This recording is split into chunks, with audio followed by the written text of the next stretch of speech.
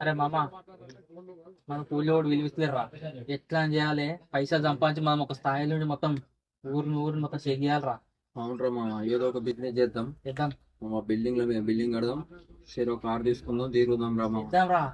అరే 50 లక్షలు కాదురా, ఎంతన్నా ఖర్చు కానీ లక్షలు లక్షలు ఖర్చు అయినా సరే బిజినెస్ చేయాలి, లక్షలు సంపాదించాలి. చెరొక కార్లు వద్దురా, ఒకటే కార్లో తిరుగుదాం. అరే ఒకటే కార్ అయినా పర్లేదు కానీ వెనుకొక ఫార్చునర్ ముంగట ఒక ఫార్చునర్ పెట్టుకుందాం. మధ్యలో బెంచ్ పెడదాం. ఏ కాదురా, రోజు రైజ్ పెడదాం రా.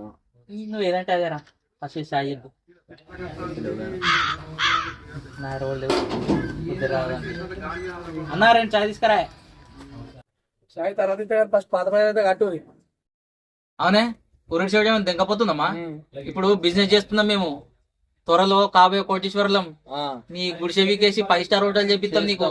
ఏమనుకుంటావు? తీసుకురా సాయి, తీసుకురా ఫస్ట్.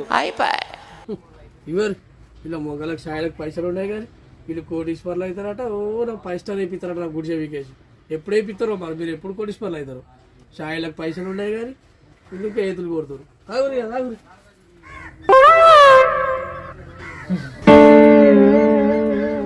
మాట్లాడతాడు